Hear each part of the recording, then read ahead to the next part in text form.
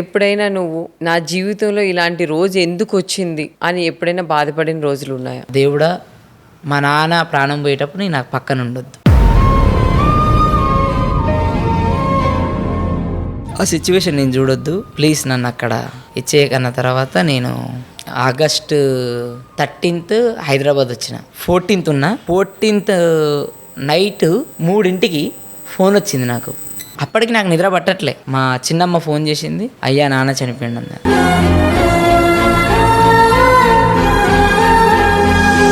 3 నుంచి వెళ్ళి 7 వరకు రూమ్లో ఒక్కడిని ఏడ్చా. ఎర్లీ మార్నింగ్ లేచి మా ఫ్రెండ్స్ని అందరిని తీసుకొని ఇంటికి వెళ్ళిపోయినా. చూసిన నా దగ్గర ఒకటి ఉంది, ఎవరైనా చనిపోతే వాళ్ళ దగ్గరికి వెళ్ళి వాళ్ళని టచ్ చేయాలని. టచ్ చేస్తే వాళ్ళు చనిపోయినట్టు నమ్ముతా, లేకపోతే నమ్మను. వాళ్ళు పడుకున్నారేమో అనిపిస్తుంది నాకు. వెళ్ళి మా నాన్న టచ్ చేసిన తర్వాత ఓకే ఈయన చనిపోయింది. మా అన్న బాగా విపరీతంగా ఏడ్చిండు, కానీ నేను అంతగా కొద్దిసేపు ఏడ్చేసి నేను ఇంతే ఇక లైఫ్. చనిపోయిన మీ అమ్మ నాన్న మళ్ళీ నీకు కనిపిస్తే నువ్వు ఫస్ట్ ఏం మాట్లాడుతావు ప్రవీణ్? నేను ఫస్ట్ ఏం మాట్లాడతానంటే, లైఫ్ లాంగ్ వచ్చేయండి, లేదా మమ్మల్ని మీ దగ్గరికి తీసుకెళ్ళండి, కానీ ఈ మధ్యలో ఎందుకు వదిలేసిల్లని.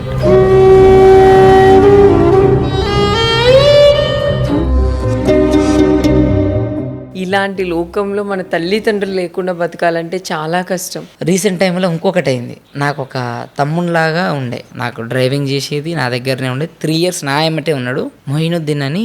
నాకు ఒక తమ్ముడు, సొంత తమ్ముడు ఉంటే వాడు నన్ను ఎలా చూసుకునేటోడు అలా చూసుకునేటోడు. నేను శ్రీలంక నుంచి వెళ్ళి వచ్చిన, హైదరాబాద్కి వచ్చి ఎయిర్పోర్ట్లో ఫ్లైట్ ఇలా ల్యాండ్ అయింది. ఫోన్కి సిగ్నల్ వచ్చింది, ఫోన్ చేసి ఉన్నది, ఎత్తంగానే అన్న ఇలా తమ్ముడు చనిపోయిండు.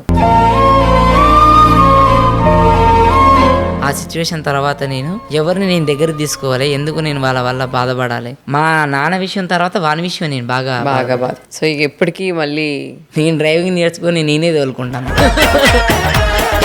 ఎవరికైనా నీ లైఫ్లో థ్యాంక్ యూ చెప్పాలంటే నువ్వు ఎవరికి చెప్తావు ప్రవీణ్? నాకు ఇండస్ట్రీలో వీడు బాగా చేస్తాడు అనే అవకాశం ఇచ్చిన డైరెక్టర్లందరికీ థ్యాంక్ యూ చెప్తాను. అందరికీ థ్యాంక్ యూ చెప్తాను. ఎందుకనంటే వాళ్ళు అనేటోళ్ళు నన్ను గుర్తించకపోతే నేను అనేటోని ఇలా ఈడ కూర్చొని నేను మీతో మాట్లాడాను. ఇంకొకటి నేను లైఫ్ లాంగ్ రుణపడి ఉంటా, థ్యాంక్ యూ చెప్పుకోవాలి అనేసి అంటే మళ్ళీ శ్యామ్ సార్ తోటి నేను ఎప్పుడు మాట్లాడలే, కానీ దీప్తి మేడం తోటి నేను ఎప్పుడైనా మెసేజ్ చేసినా మాట్లాడినా వెళ్ళి కలిస్తే మాట్లాడుతుంది. ఎందుకంటే మా నాన్న సిచ్యువేషన్ తర్వాత 10 లక్షల అప్పు ఏం చేయాలనో తెలియదు, ఏంది అనేసి అనుకున్న సిచ్యువేషన్లో నన్ను అర్థం చేసుకొని నాకు ఒక మంచి అవకాశం ఇచ్చింది. బేసిక్గా చెప్పాలంటే శ్రీపాద నా గురించి చెప్పాలి. నన్ను అర్థం చేసుకుని తమ్ముడు, నువ్వు ఈ రోజు నుంచి బాగా కష్టపడి నీకు ఫైనాన్షియల్గా నీకు ఏదైనా కావాలంటే నేను సపోర్ట్ చేస్తా, కాకపోతే కంపెనీ నుంచి అయినా నేను నీకు సపోర్ట్ చేస్తానని ఒక భరోసా ఇచ్చి వెనక నిలబడ్డ వ్యక్తి శ్రీపాద్ అన్నకు ఇంకొక థ్యాంక్ యూ ఎందుకు చెప్పాలనంటే, కరోనా విషయంలో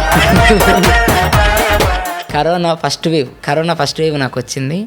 మనకి స్మెల్ తెలవట్లే. నేను భయపడి ఫోన్ చేసిన ఫస్ట్ శ్రీపాద్ అన్నకే ఫోన్ చేసి, అన్న నాకు స్మెల్ తెలవట్లేదు, నాకు అంతా ఎలా అవుతుందన్న, నేను చనిపోతేనేమో నాకు భయం అవుతుందన్న, అది ఇది అని అంటే, శ్రీపాద్ అన్న తమ్ముడు నీకేం కాదు, నీకేదన్నా అయితే అన్న నాకు ఇబ్బంది ఉందంటే నేను పెద్ద హాస్పిటల్లో జాయిన్ చేసి నేను చూపిస్తా, నీకేం కాదనేసి నేనున్న హైదరాబాద్లో నువ్వేం బాధపడకని చెప్పిన 2 వ్యక్తులను గుర్తుంచుకుంటా, భాస్కర్ అన్న శ్రీపాద్ అన్న. నాకు ఆ రోజు ధైర్యం ఇవ్వకపోతే ఆ కరోనా వచ్చినందుకేం కానీ భయానికే తెచ్చేటోడు. సరే సారీ చెప్పాలంటే ఎవరికి చెప్తావు? సారీ ఏం లేదు, నా వల్ల ఎవరన్నా బాధపడి ఉంటే. నేను ఇందాక నుంచి బాధపడుతున్నా, నాకు చుక్కలు చూపించాను. అట్లా అంటే నువ్వు నాకు సారీ చెప్పాలి. అప్పటి నుంచి నీ కరోనా కఠోరమైన వాయిస్తో నన్ను ఇబ్బంది పెడుతున్నా.